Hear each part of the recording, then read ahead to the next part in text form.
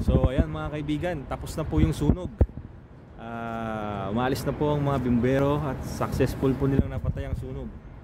Ito po si paring Isko naghuhulat para sa ibang tawag dito sa ibang balita. Paring Isko, anong nangyari dyan? Nagkaroon ng konting sunog dito sa building na to. Kaya tayo yung agent. So sa ngayon, grabe kabilis ng mga responde ng bumbero dito. Sobrang bilis. Wala pang 10 minuto, nandito na lahat yung nakapwesto, no? Kaya madali nilang napula ang apoy.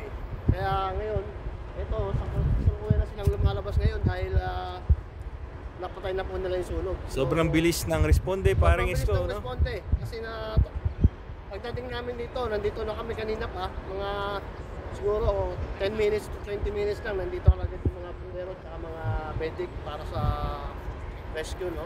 Kaya magaling. Ayos no? Ganito din sa atin. Ay, sorry. Ito po silang lumalabas, bumbero, dahil wala nang sunog. Ang bilis ng combat nila ng apoy, no? Okay, talagang eksperyensado sila pagdating sa pumatay sunog mga kababayan. Kaya back to you, partner.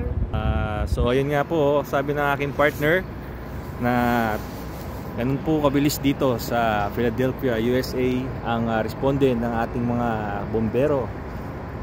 Yun po, at may sana po nakatulong po ang aming balita sa inyo mga kaibigan. At ayan po, naglalakad na po ang mga tao dito kasi po relax na po sila kasi po naayos na po ang problema sa sunog. Back to you, partner. dito mga babayan, no? Mukhang wala pong nasaktan o ano pang nangyari sa mga biktima. Wala pong sugatan o nasunod na mga casualty, no? So yun ang maganda talaga. So very good. Very good job. Ako si Isko Katol, nag-uulat 24 oras. Balitang Marino, nag-uulat po si Lyle Agustino at tatapusin na po namin dito ang aming marinong balita dito sa Estados Unidos, Philadelphia. Philadelphia. Baba. You, Mike.